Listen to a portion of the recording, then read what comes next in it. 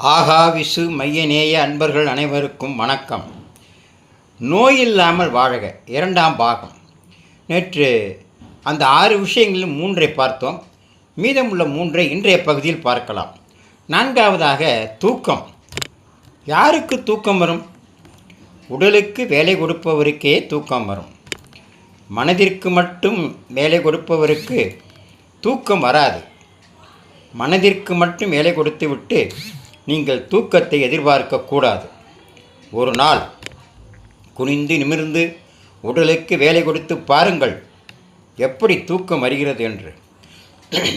ஒரு மனிதன் உயிர் வாழ உணவு, காற்று, நீர் எவ்வளவு முக்கியமோ அதே அளவு தூக்கமும் முக்கியம். இரவு கண் விழித்து வேலை பார்ப்பது உங்களுடைய உயிருக்கு ஆபத்தாக கூட முடியலாம். பகலில் உறங்கி சமன் செய்து விடலாம் என நினைக்காதீர்கள். நீங்கள் தலைகீழாக நின்றாலும் கோடி கோடியாய் கொடுத்தாலும் இரவு உறக்கத்தை உங்களால் ஈடு செய்யவே முடியாது.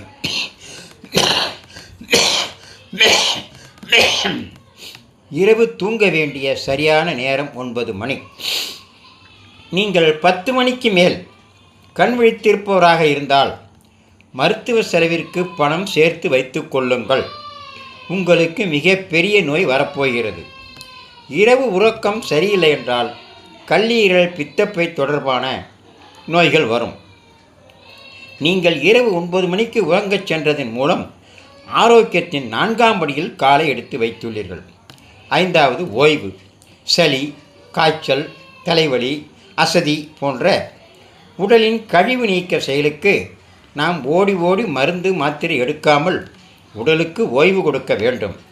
சளி, காய்ச்சலுக்கு ஆங்கில மருந்து எடுப்பது தற்கொலை செய்வதற்கு சமம். உடல் கேட்கும்போது ஓய்வு கொடுத்ததால் நீங்கள் ஆரோக்கியத்தின் 5ஆம் படியை அடைகிறீர்கள். சரி, இறுதியாக 6வது மன நிம்மதி.